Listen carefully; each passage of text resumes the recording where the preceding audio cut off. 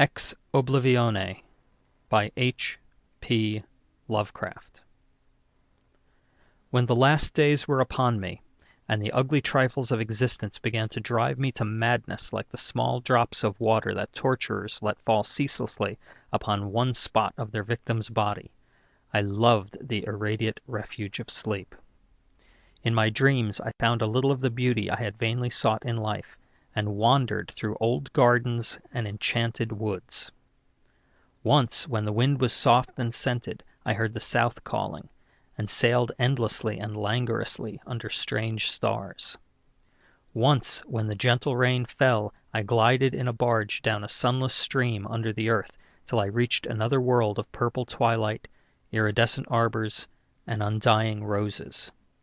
And once I walked through a golden valley that led to shadowy groves and ruins, and ended in a mighty wall green with antique vines, and pierced by a little gate of bronze. Many times I walked through that valley, and longer would I pause in the spectral half-light where the giant trees squirmed and twisted grotesquely, and the gray ground stretched damply from trunk to trunk, sometimes disclosing the mold-stained stones of buried temples. And always the goal of my fancies was the mighty vine-grown wall with the little gate of bronze therein.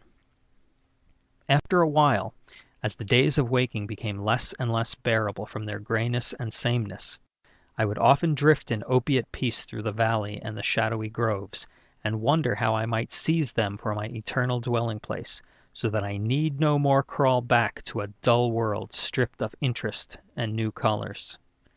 And as I looked upon the little gate in the mighty wall, I felt that beyond it lay a dream country from which, once it was entered, there would be no return.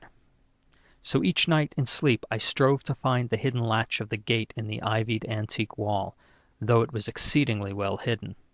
And I would tell myself that the realm beyond the wall was not more lasting merely, but more lovely and radiant as well. Then, one night in the dream city of Zakarian, I found a yellowed papyrus filled with the thoughts of dream sages who dwelt of old in that city, and who were too wise ever to be born in the waking world.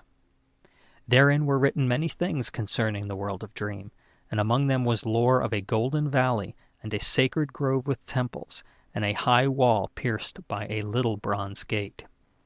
When I saw this lore, I knew that it touched on the scenes I had haunted, and I therefore read long in the yellowed papyrus.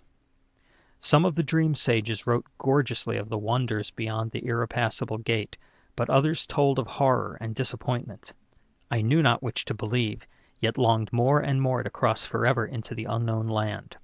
For doubt and secrecy are the lure of lures, and no new horror can be more terrible than the daily torture of the commonplace. So when I learned of the drug which would unlock the gate and drive me through, I resolved to take it when next I awaked. Last night I swallowed the drug and floated dreamily into the golden valley and the shadowy groves, and when I came this time to the antique wall, I saw that the small gate of bronze was ajar. From beyond came a glow that weirdly lit the giant twisted trees and the tops of the buried temples, and I drifted on songfully, expectant of the glories of the land from whence I should never return. But as the gate swung wider and the sorcery of the drug and the dream pushed me through, I knew that all sights and glories were at an end, for in that new realm was neither land nor sea, but only the white void of unpeopled and illimitable space. So, happier than I had ever dared hope to be, I dissolved again into that native infinity of crystal oblivion from which the daemon life had called me for one brief and desolate hour. This is the end of Exoblivione